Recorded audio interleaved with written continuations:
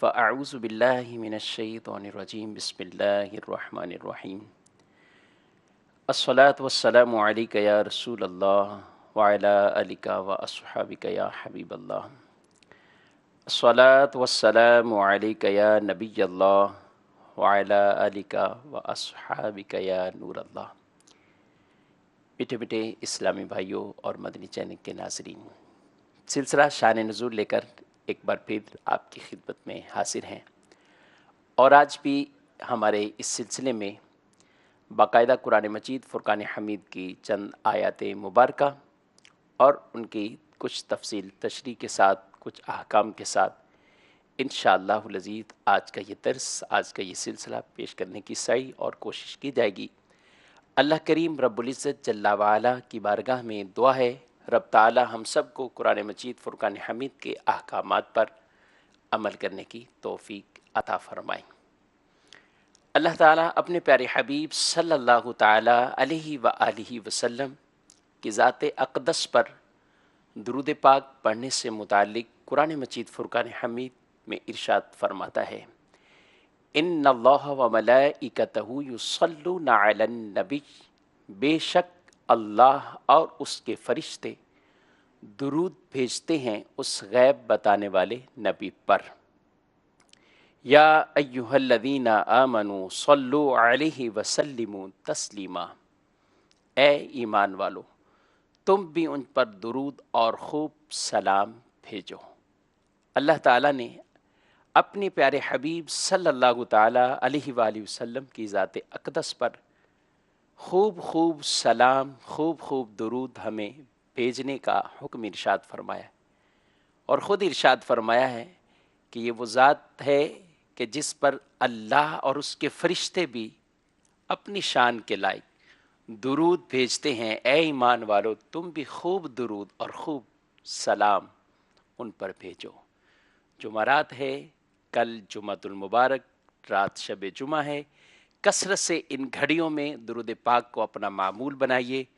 حصول برکت کے لیے ایک بار نبی رحمت صلی اللہ علیہ وآلہ وسلم کی ذات اقدس پر درود شریف پڑھیے۔ صلو علی الحبیب صلی اللہ تعالی علی محمد صلی اللہ علیہ وآلہ وسلم۔ سورہ مومنون کا ہمارا درس ابتدائی آیات مبارکہ جس کے نزول سے متعلق نبی رحمت صلی اللہ تعالی علیہ وآلہ وسلم پر یہ آیت مبارکہ جب نازل ہوئیں تو حضرت سیدنا عمر رضی اللہ تعالی عنہ آپ فرماتے ہیں کہ جب نبی کریم صلی اللہ تعالی علیہ وآلہ وسلم پر وحی نازل ہوتی تو آپ کے چہرہ اقدس پر کے پاس مکھیوں کی بھن بھناہٹ جیسی آواز سنائی دیتی۔ ایک دن وحی کی یہی کیفیت ہوئی تو ہم وہاں ٹھہر گئے۔ آپ صلی اللہ تعالی علیہ وآلہ وسلم پر جب یہ کیفیت ختم ہوئی تو ہمارے پیارے نبی صلی اللہ تعالی علیہ وآلہ وسلم آپ نے قبلہ رو ہو کر اپنے ہاتھوں کو اٹھا دیا اور آپ دعا فرمانے لگے۔ کیا دعا مانگی؟ دعا یہ مانگی آپ صلی اللہ تعالی علیہ وآلہ وسلم نے، اے اللہ ہمیں زیادہ عطا کرنا اور کمی نہ فرمانا۔ اے اللہ ہمیں زیادہ عطا کرنا اور کمی نہ فرمانا، ہمیں عزت دینا اور ہمیں ذلیل نہ کرنا، ذلت سے محفوظ رکھنا۔ پھر فرمایا کہ ہمیں عطا کرنا اور محروم نہ کرنا، ہمیں چن لے اور ہم پر کسی دوسرے کو نہ چن نہ منتخب فرما، اور ہم سے راضی ہو اور ہمیں راضی فرما۔ اللہ اکبر۔ یہ دعائیہ کلمات آپ ارشاد فرمانے کے بعد خود فرمانے لگے کہ مجھ پر 10 آیت مبارکہ کا نزول ہوا ہے، جس نے ان مذکورہ باتوں پر عمل کیا تو نبی کریم صلی اللہ علیہ وآلہ وسلم نے ارشاد فرمایا وہ جنت میں داخل ہو جائے گا۔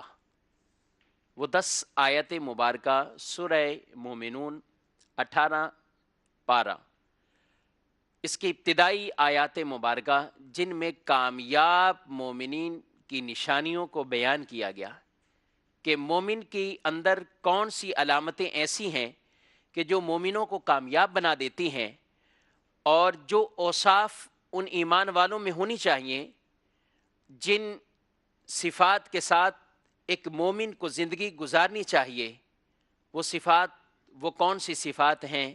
قرآن مجید فرقان حمید میں ان 10 صفات کو، ان 10 آیات مبارکہ کو بیان فرمایا۔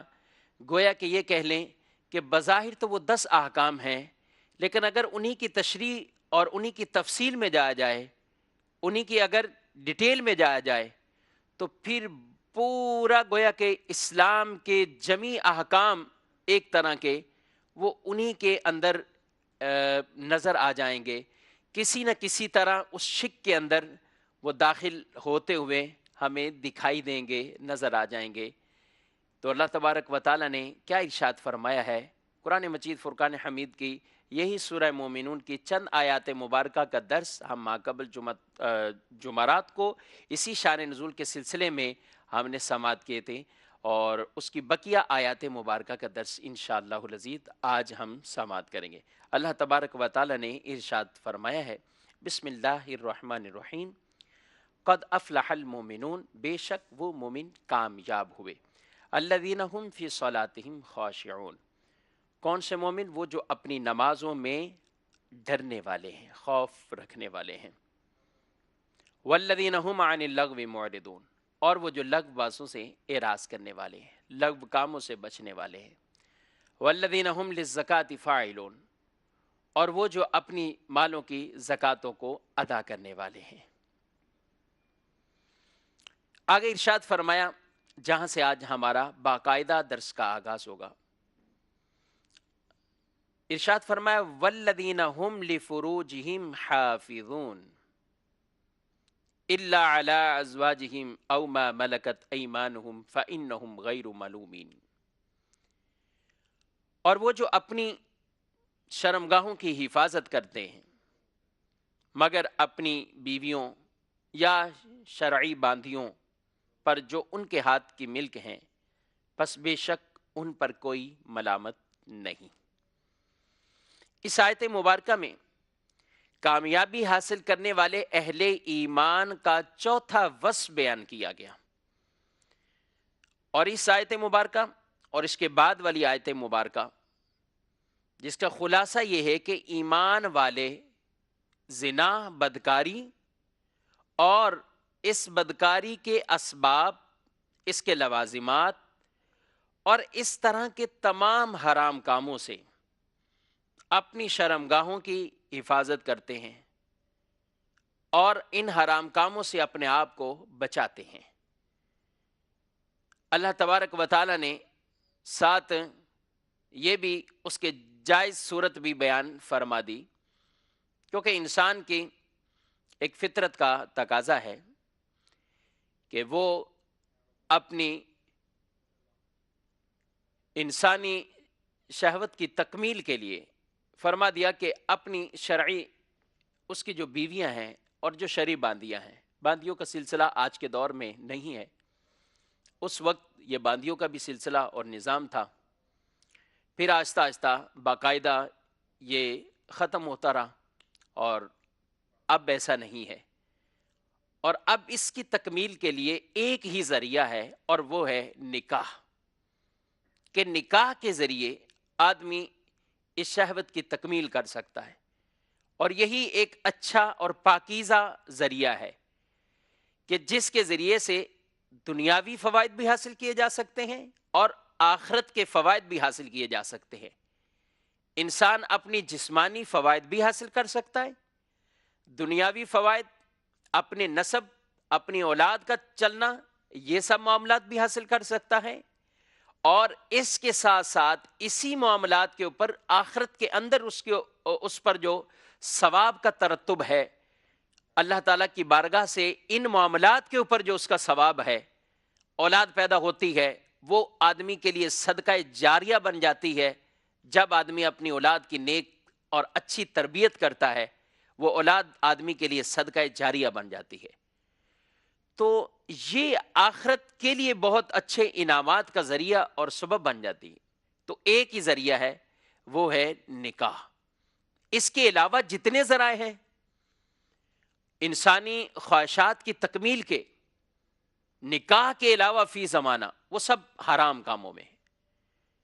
چاہے اپنے ہی جسم کے کسی حصے کے ذریعے سے اس کی تکمیل کی جائے یا کسی اور ذریعے سے تکمیل کی جائے، وہ سب حرام اور جہنم میں لے جانے والے کام ہیں۔ نبی رحمت صلی اللہ تعالی علیہ وآلہ وسلم نے، آپ نے اس امت کی تعلیم یہ ارشاد فرماتے ہوئے آپ نے جنت کی ضمانت دی ہے اس شخص کے لیے۔ ارشاد فرمایا کہ جو شخص میرے لیے اس چیز کا ضامن ہو جائے تو جو جبڑوں کے درمیان ہے، یعنی زمان، اور اس کا جو دو پاؤں کے درمیان ہے یعنی شرمگاہ، تو میں اس کے لیے جنت کا ضامن ہوں۔ آپ صلی اللہ علیہ وسلم نے اس کے لیے جنت کی ضمانت عطا فرمائی ہے، یعنی گویا کہ جنت کی بشارت اسے عطا فرمائی ہے۔ ضمانت کہتے ہیں، یعنی آج دنیا میں ہم کسی کے ضامن بن جائیں کہ کوئی کسی کو قرض دیتا ہے، ہاں ٹھیک ہے آپ دے دیں اس کو، میں اس کا ضامن ہوں۔ تو ہم جب بھی کسی با اعتبار شخص کو دیکھتے ہیں کہ یہ ضامن بنا ہے تو ہمیں تسلی ہو جاتی ہے، فوراً قرض اٹھا کر دے دیتے ہیں کہ ضمانت اتنی بڑی ہے، گروی رکھی ہوئی چیز اتنی بڑی ہے، میرا قرضہ نہیں ڈوبے گا۔ ہمیں اپنے پیارے نبی صلی اللہ علیہ وسلم ضمانت عطا فرما رہے ہیں، ان دو چیزوں کی ضمانت اگر ہم دے دیں کہ ان کا مصرف ہم صحیح استعمال کر لیں، زبان کا اچھا استعمال کر لیں اور ناجائز شہوت کی تکمیل کا ذریعہ اختیار نہ کیا جائے، رسول اللہ صلی اللہ علیہ وسلم اسے جنت کی ضمانت عطا فرماتے۔ میرے آقا صلی اللہ علیہ وسلم نے نوجوانوں سے ارشاد فرمایا، یا معاشر الشباب، ہے نوجوانوں نکاح کرو، تم میں سے جس سے ہو سکے نکاح کرو۔ فرمایا نکاح کرو، کیونکہ یہ نکاح نگاہوں کو جھکا دیتا ہے۔ نکاح کرو، یہ نکاح نگاہوں کو جھکاتا ہے اور شرمگاہ کی حفاظت کرتا ہے۔ یہ نکاح نگاہ کو جھکاتا ہے، شرمگاہ کی حفاظت کرتا ہے۔ اور اگر نہ ہو سکے، جس کے پاس طاقت نہیں ہے، استطاعت نہیں ہے، تو حدیث پاک میں نبی پاک صلی اللہ علیہ وسلم نے انہیں ارشاد فرمایا تو پھر روزے رکھو، کہ یہ روزے قاطع شہوت ہیں، یہ شہوت کو ختم کرنے والے ہیں۔ پھر روزے رکھ کر اپنی اس شہوت کو ختم کرو، اور ترغیب عطا فرمائی ہے نکاح کی۔ نکاح کو آسان بنانا چاہیے، نکاح کی وجہ سے برائیاں معاشرے میں کم ہوں گی، نکاح کی وجہ سے لوگ بدکاری کی طرف کم جائیں گے۔ لیکن افسوس، آج اس معاشرے میں بدکاری کے ذرائع زیادہ پھیلائے جا رہے ہیں، آج اس معاشرے میں بدکاری کے اسباب عام کیے جا رہے ہیں، آج اس معاشرے میں بدنگاہی کے اسباب اور ذرائع عام ہوتے جا رہے ہیں، آج اس معاشرے میں نکاح مشکل اور بدکاری آسان ہوتی جا رہی ہے۔ آج اس معاشرے میں نکاح کرنا بلکہ سوچنا وہ بہت بہت بڑا بوجھ اور برڈن لوگوں پر ہے، لیکن بدکاری اور برائی وہ آرام سے دن دیہڑے، آرام سے شہرت اور چرچوں کے ساتھ، کسی کے ماتھے پر بل نہ آئے، کوئی نہ شرم نہ حیا۔ اللہ اکبر! کیا سوچتے نہیں ایسے اللہ کے ہاں جب جائیں گے تو کیا جواب دیں گے اس کی؟ قرآن فرما رہا ہے وَلَا تَقْرَبُوا الزِّنَا، بدکاری کے قریب بھی مت جاؤ، إِنَّهُ كَانَ فَاحِشَةً وَسَاءَ سَبِيلًا، یہ فحش برائی ہے اور برا راستہ ہے، اس کے قریب بھی مت بھٹکو۔ برائی تو برائی ہے، زنا بدکاری تو بدکاری ہے، اس کے قریب بھی مت جاؤ، ایسا ذریعہ اختیار نہ کرو کہ اس کی طرف جانا پڑے۔ نبی کریم صلی اللہ تعالیٰ علیہ وآلہ وسلم نے اور بھی کئی روایات کے اندر اس کی مذمت کو بیان کیا۔ انسان کو سوچنا چاہیے اور صرف بدکاری ایک ہی بدکاری کا ہی نام بدکاری نہیں ہے، کئی اور اعتبار سے بھی بدکاریاں بدکاری ہی کہلاتی ہیں۔ کبھی آدمی آنکھ کی بد نگاہی اور بدکاری، آنکھ کی گویا کہ بدکاری میں پڑ رہا ہے۔ ایک حدیث ہے جس میں آپ صلی اللہ علیہ وآلہ وسلم نے اس بات کو ارشاد فرمایا ہے، ارشاد فرمایا کہ زبان کی بدکاری یہ ہے کہ وہ بولنا ہے، اس سے وہ بدکاری بولتا ہے۔ ایک روایت ہے جس کا مفہوم یہ عرض کر رہا ہوں۔ اور ہاتھوں کی کہ وہ اس سے جس کو چھونا جائز نہیں اس کو چھوتا ہے، پاؤں وہ اس کی طرف چل کے جاتا ہے، اور نفس دل اس کا متمنی ہوتا ہے، چاہتا ہے، اور شرمگاہ اس کو سچ ثابت کرتی ہے، یعنی اس کے اوپر تصدیق اس کی کر دیتی ہے۔ تو یہ آدمی کو ان معاملات کے اندر ضرور دیکھنا چاہیے کہ اس کے یہ معاملات حرام کاموں میں پڑے ہوئے یا کن کاموں میں وہ پڑا ہوا ہے۔ آنکھوں کی بدکاری میں پڑنا، ہاتھوں کی بدکاری میں پڑنا، یا کچھ نہیں تو دل میں بدکاری کو سوچتے رہنا، تو ان سب چیزوں سے بچنا چاہیے۔ امیر اہل سنت دامت برکاتہم العالیہ نے ایک مسلمان کو زندگی گزارنے کا ایک طریقہ اور سلیقہ، یہ کیسا ہونا چاہیے؟ ایک مدنی انعامات کا رسالہ، یہ مدنی انعامات کا رسالہ اس کو حاصل کرنا چاہیے۔ اس میں بہت پیارے اصول بیان کیے ہیں۔ یہ صرف ایک دعوت اسلامی کے ایک خاص تنظیم کے لیے، ایک خاص تحریک کے لیے، اس دعوت اسلامی کی مدنی تحریک کے اسلامی بھائیوں کے لیے نہیں، بلکہ ایک امت کی خیرخواہی کے لیے کہ ایک مسلمان کو اپنے دن بھر کے اندر کس طرح اپنی زندگی کو گزارنا چاہیے۔ ہر انسان کے ایک شیڈول ہوتا ہے، اس کی ڈیوٹی ہے، ڈیوٹی کا بھی شیڈول ہے، لیکن ایک مسلمان ہے، اس کے ایز اے مسلم اس کا کیا شیڈول ہونا چاہیے؟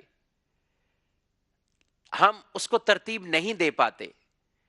ہم ڈیوٹی کرتے ہیں، کہیں جاب کرتے ہیں، تو ہماری ڈیوٹی کو، اس شیڈول کو ترتیب دینے والے وہ کوئی اور آفیسر ہوتے ہیں، وہ کوئی اور انجینئر ہوتے ہیں، وہ کچھ اور افراد ہوتے ہیں، وہ ملازمین کو آگے دیتے ہیں شیڈول، لیکن دین کا شیڈول ہمیں وہ علماء عطا فرمائیں گے، دین کا شیڈول ہمیں وہ دین کے رہنما ہمیں عطا فرمائیں گے۔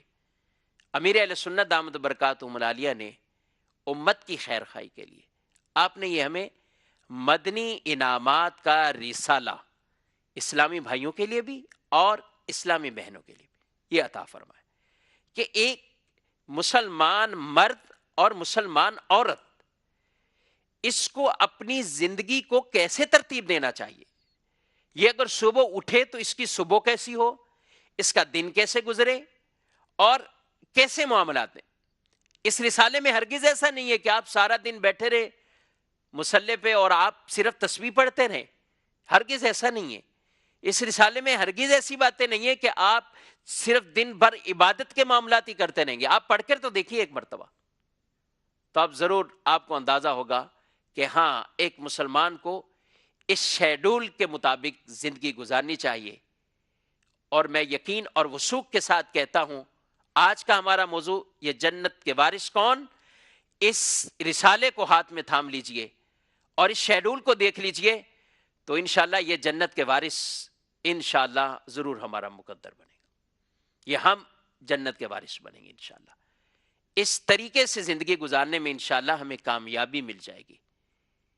یہ امت کے ایسے رہنما ہیں، یہ امت کی ایسی رہنمائی فرمانے والے ہیں جنہوں نے بڑی سوچ و بچار کے ساتھ، بہت فہم کے ساتھ ان سوالات کو ترتیب دیا ہے۔ اس میں بد نگاہی سے بھی بچانے کی کوشش کی ہے، بد نظری سے بھی ہے، فضول باتوں سے بھی ہے، زبان کی حفاظت بھی سکھائی ہے، حرام کاموں سے بھی بچانے کے لیے، حسد سے بھی بچایا جا رہا ہے، نمازوں کی پابندی بھی سکھائی جا رہی ہے، نفلی عبادات کا شوق بھی دیا جا رہا ہے۔ اس میں کتنی تربیت کی جا رہی ہے، والدین کا احترام بھی ہے اسی میں۔ آپ پڑھ کے ضرور دیکھیے، آزما کے دیکھیے، آزمانا شرط ہے۔ تو انشاءاللہ العزیز جب آپ پڑھیں گے تو آپ خود دیکھیں گے کئی باتیں ہم اپنے بچوں کو ہم ایز اے والد یا والدہ ہو کر نہیں سمجھا پاتے، لیکن میں بہت وثوق سے کہتا ہوں کہ اگر آج ایک ماں اس رسالے کو بطور ماں ہی پڑھ کر دیکھ لے تو وہ ضرور کہے گی کہ ہاں میری بیٹی کے ہاتھ میں یہ رسالہ ہونا چاہیے. جو باتیں آج تک میں بطور ماں ہو کر اپنی بیٹی کو نہیں سمجھا پائی، وہ یہ باتیں امیر اہل سنت ان کو سمجھا رہے ہیں، اور ایسے ہی اس بیٹی کو ہونا چاہیے. تو انشاءاللہ العزیز آپ کے گھر کا ماحول بہت بہترین ماحول بن جائے گا. اللہ کریم مجھے آپ کو سب کو اس پر عمل کرنے کی توفیق عطا فرمائے. تو یہ وصف بیان کیا ایمان والوں کا کہ اپنی شرم گاہوں کی حفاظت کرنے والے اور ایسے تمام اسباب سے اپنے آپ کو بچانے والے کہ جو حرام اور بدکاری کی طرف لے کر جاتے ہیں. اللہ تعالیٰ ارشاد فرماتا ہے فَمَنِ ابْتَغَىٰ وَرَاءَ ذَٰلِكَ فَأُولَٰئِكَ هُمُ الْعَادُونَ.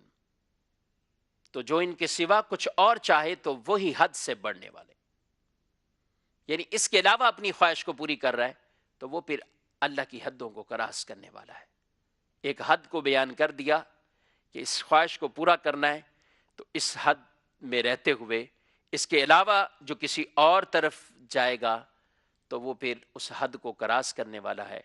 اور جو اللہ کی حدوں کو توڑتا ہے تو وہ اللہ کی نافرمانی میں پڑتا ہے، اور جو نافرمانی کی طرف جاتا ہے تو اس کے لیے سخت سخت عذاب قرآن میں بھی بیان ہے اور حدیث مبارکہ میں بھی اس کے لیے بیان کیے گئے ہیں. آگے اللہ تعالیٰ نے ارشاد فرمایا ہے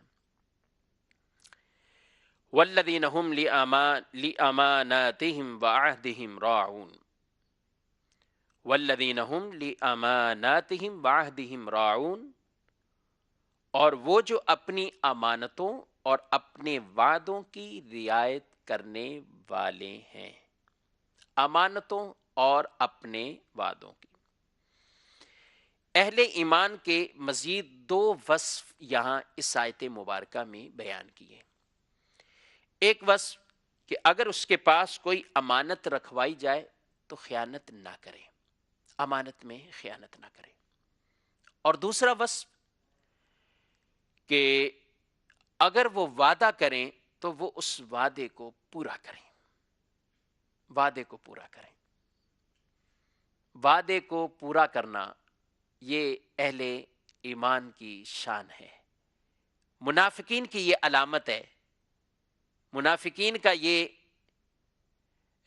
ان کی یہ نشانی کو بیان کیا گیا کہ منافق وعدے کی خلافی کرتے ہیں. مومن کی یہ علامت ہے کہ مومن وعدے پورے کرتے ہیں، امانت میں خیانت نہیں کرتے.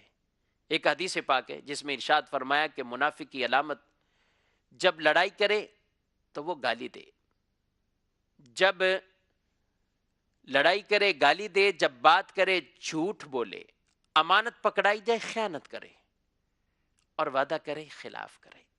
یہ منافق کی علامت. ایمان والوں کی یہ علامت نہیں ہے. کامل مومنین کی یہ علامت نہیں ہے. کامل مومنین کی علامت یہی ہے. اہل ایمان کا خوبصورت وصف یہی ہے کہ وہ اپنے ان معاملات کے اندر وہ خیانت بھی نہ کریں، امانتوں میں خیانت نہ کریں. مال کی امانت پکڑائی، ہاں مدنی چینل کے ناظرین یہ مسئلہ ہمیں یاد رکھنا چاہیے. ہمیں کسی نے رقم پکڑائی کہ یہ میری امانت ہے، ہم اس امانت کو استعمال نہیں کر سکتے بلا اجازت. اجازت کے بغیر ہم استعمال نہیں کر سکتے. جب وہ امانت ہے تو امانت ہے. بہت سے لوگ ایسے ہوتے ہیں وہ کہتے ہیں کہ ٹھیک ہے جب ان کو چاہیے ہوگی ہم فوراً رقم نکالیں گے ان کے پیش کر دیں گے. ٹھیک ہے آپ پیش کر دیں گے، کر سکتے ہیں، لیکن آپ کو اس کی رقم استعمال کرنے کی اجازت نہیں ہے. تو جب امانت ہے تو اس کو امانت ہی رہنے دیا جائے. اچھا جہاں رقم میں امانت ہے وہاں کئی باتوں میں بھی باتیں امانت اور راز ہوتی ہیں.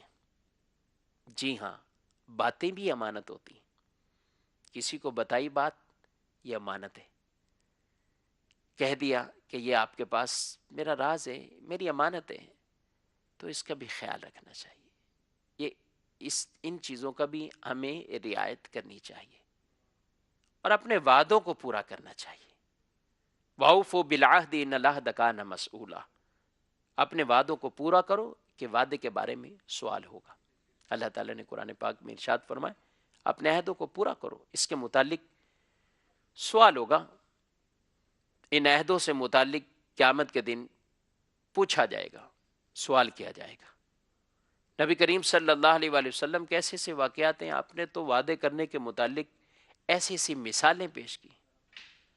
حضرت اسماعیل علیہ السلام، جن کو قرآن مجید فرقان حمید میں ان کا وصف ہی یہ بیان فرمایا، صادق الوعد جنہیں کہا گیا ہے، وعدوں کو پورا کرنے والے. آپ کسی کے انتظار میں کھڑے ہیں، کوئی آپ کو کھڑے کر کے گئے تو آپ کھڑے رہے، ایک دن گزر گیا، وہ بھول کی شخص دوسرے دن آئے، آپ کھڑے ہوئے، وہ حیران. فرمایا اگر جب تک آپ نہیں آتے میں یہیں کھڑا رہتا آپ کے انتظار. اور اسی طرح کی ایک واقعہ نبی پاک صلی اللہ علیہ وسلم کا بھی بہت پہلے کا ہے، اعلان نبوت سے پہلے کا بھی، کہ آپ صلی اللہ تعالی علیہ وآلہ وسلم سے بھی کسی نے آپ کو اس طریقے سے جو ہے وہ وعدہ کیا اور آپ وہاں پہنچے اور آپ کو اس کے انتظار میں اسی طرح ایک دن گزار دیا پورا. اور شاید فرمایا جب تک نہ آتے تو میں یہی کھڑا رہتا ہوں.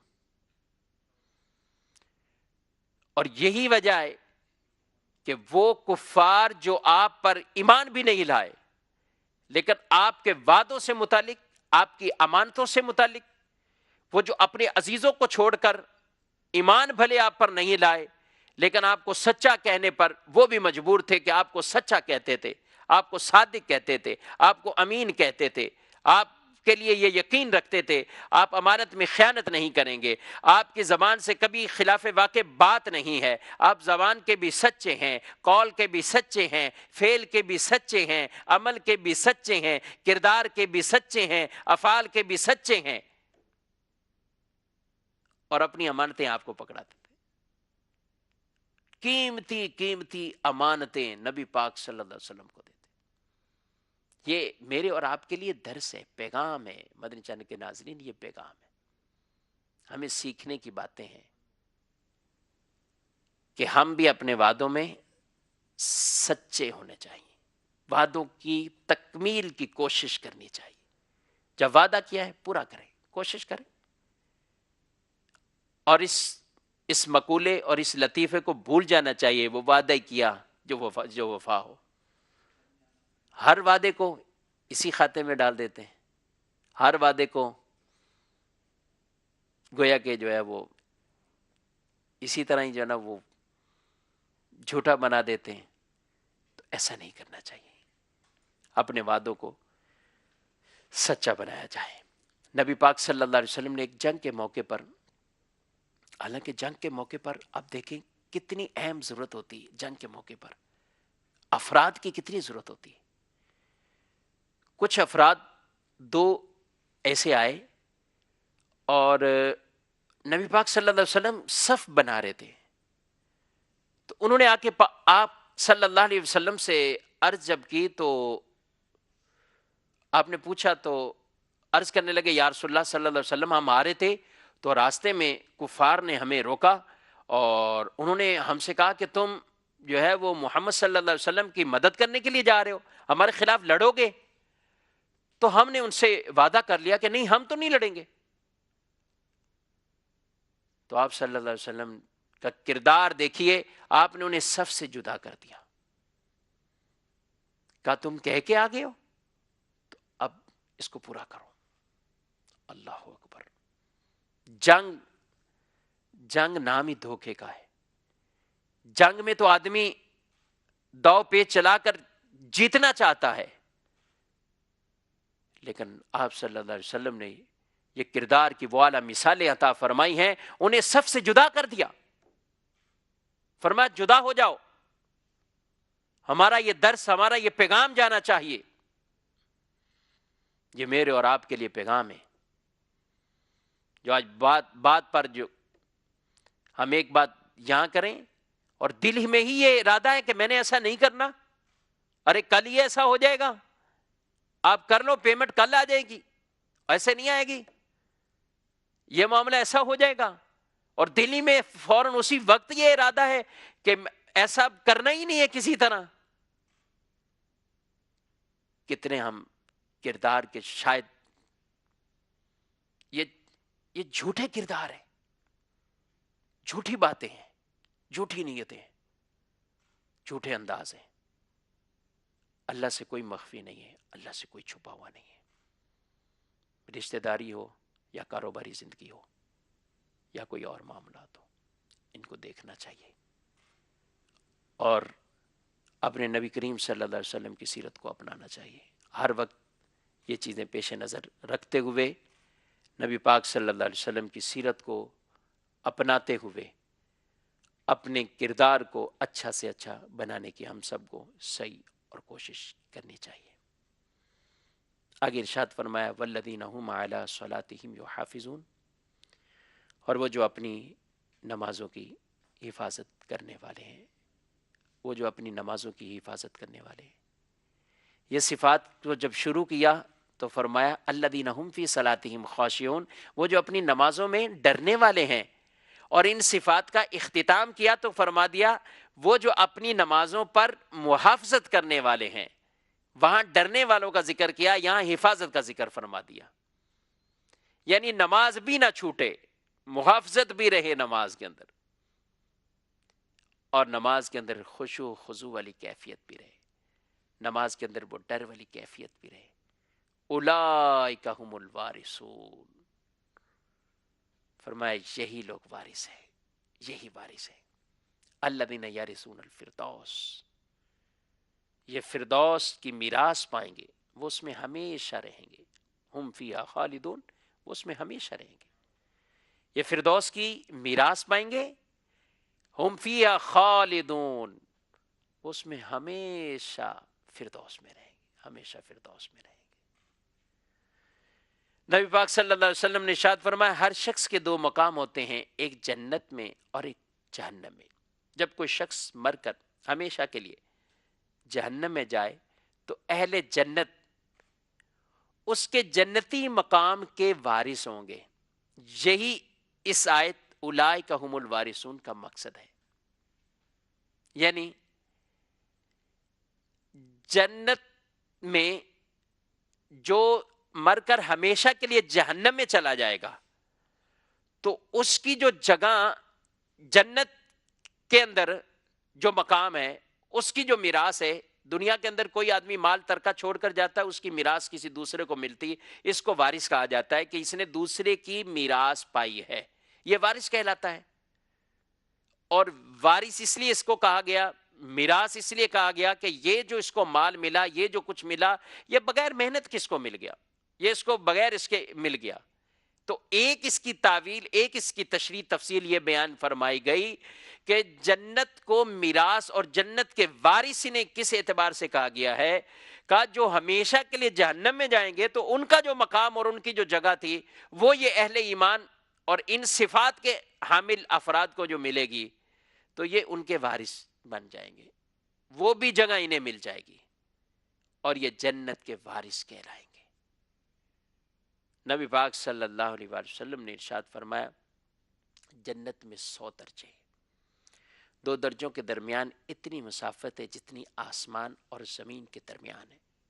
فردوس سب سے اعلیٰ اور درمیانی جنت ہے. ارشاد فرمایا اس سے اوپر رحمان کا عرش ہے اور اس سے جنت کی نہریں نکلتی ہیں. جب تم اللہ سے سوال کرو تو جنت الفردوس کا سوال کرو، اللہ سے سوال کرو تو جنت الفردوس کا سوال کرو. تو اللہ سے مانگنا چاہیے تو جنت الفردوس کا سوال کرنا چاہیے.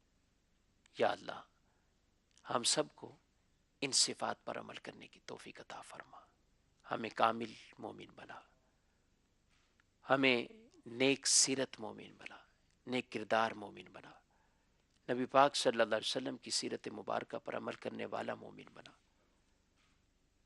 ہم سب کو جنت الفردوس عطا فرما، ہم سب کو جنت الفردوس عطا فرما، آمین بجاہ النبی الامین صلی اللہ علیہ وسلم۔ دیکھتے رہیے مدنی چینل، صلو علی